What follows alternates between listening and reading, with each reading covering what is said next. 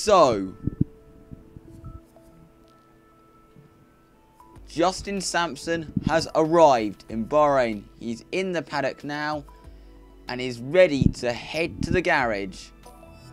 As here, Justin's just showing us his helmet choice for this year. He's chosen a yellow helmet for this year. But now, he is heading to the garage to start his first weekend as a Formula 1 driver.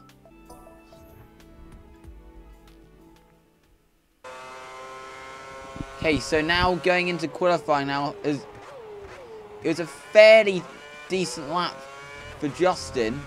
He actually set the early pace at the start of Q1, and he was like 1.4 seconds ahead of Hulkenberg. And at first he thought that Hulkenberg was just taking it easy, but he ended up 13th in Q1 with that lap alone, which meant that Justin Sampson, against all expectations, had made it through to Q2. Now into Q2, now taking through his whole lap, what would eventually be his fastest lap, and you'll see why he wasn't able to improve on the next lap later.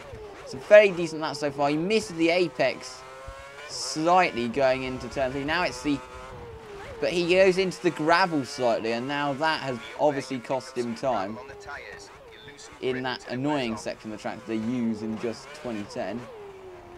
2 minutes remaining in the session. We need a good but exiting that section now, Justin is still on a quick lap. Now he's heading to the end of sector 2.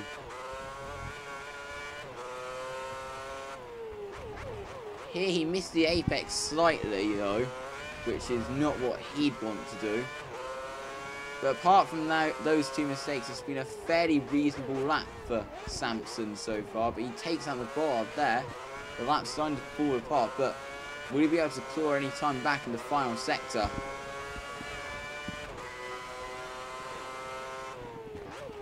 He now executes that corner absolutely perfectly. Now up the hill into the penultimate corner. Looking fairly good, but a slight mistake, but not really one that you'd expect to lose Justin much time. But now into the final corner. That corner was okay, and this lap is going to put him 13th, which is decent despite a mistake. But he wasn't able to improve on his next lap because the Ötzi was right on the racing line and forced him to go wide, which cost him time. This meant that he will be starting in 13th for his first race, which is decent considering.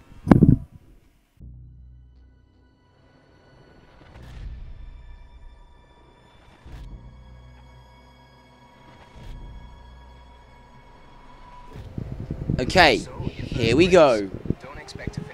The 2010 Formula 1 season is about to get underway. Here, looking at it from the point of view of Justin Sampson, it's lights out and away we go. And Sampson doesn't get a very good start. He is swamped by the cars behind as they head into turn 1. Is Sampson going to be able to make up any of that ground back? No, he's hit out of the way by De La Rosa as they head into turn 2. Is he going to be able to make any more position? As you can see there, Sebastian Buemi ahead has lost his front wing. So now heading down into turn 4. Buemi obviously brakes earlier without a front wing. So Justin is able to get through. Now he is shaping up De La Rosa. He is able to make that move. Or is he? Yes, he is. So Sampson has passed De La Rosa, so a decent start there for George Sampson, but it could have been better had it not been for really struggling off the line. Yeah, you can see he's on the inside of Kovalainen at the moment, but cannot quite get the move done. But at least, on the bright side, at least Sampson survives the first corner without losing his front wing or anything. So, many people were asking questions about how this was going to go. So, George has caught back up to the back of Kovalainen. And he breaks incredibly early for turn 4, which means that Justin's able to get round the outside of Kovalainen. So now he's right behind Kobayashi. So for the next lap, he'd stay right behind, but then in a very similar move, he'd get right round the outside of Kobayashi. And that move had stuck. So he's up into 15th place as Justin. Decent race so far for Justin, almost back where he started. Now, as you can see, he's trying to pass Hulkenberg. And he now makes that move stick. So, we knew that Justin's pace was good as he was on turns with cars such as a Williams, a Sauber and a four-cylinder in Toronto. But then he overcooks it at turn 1 and runs wide. And then lets Hulkenberg back through. So now Justin was starting to think about trying to get that place back. But the mistakes had not stopped, as going into turn 4, he was distracted by the fact he requested to his team to change to prime tyres, and he hit a bump and spun the car, which dropped him to 18th. So all that work he'd done in the opening laps, he'd have to do again. But here you can see he's right behind Senna, and then he'd make that move stick down the inside of the irritating section of the track, as I like to call it. So here he now catches up to Chandok, and he again makes that move stick. And now he's right behind Kovalainen, but he also is going to pass Kovalainen here. So, this is obviously the lap he's supposed to pit. So, but unfortunately, here his tyre fails. His front right tyre fails. Now this is a lap he's supposed to pit, you'd think it's not going to cost him that much. But the crawl back to the pits with a deflated tyre really lost him time, at least 10 seconds I think. And this is another knockback for the popular Brits race.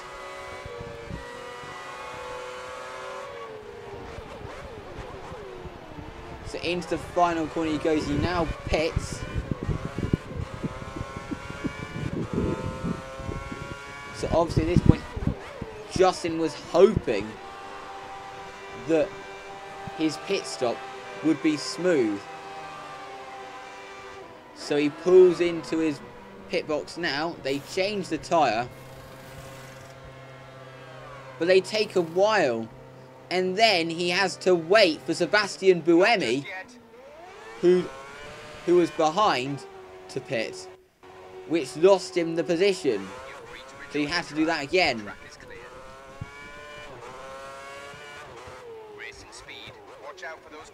So here he's behind Buemi, but he's not close enough to make it. But he overcuts it at turn 1 and taps the back of Buemi. Buemi spins. After the race, all Justin said was, "That incident was my fault." He didn't say much to Buemi after the race, obviously for those reasons. Here you can see he's behind his teammate Degrassi now, and as Degrassi's yet to stop on new tyres, he just gets the drive and he's able to pass him. So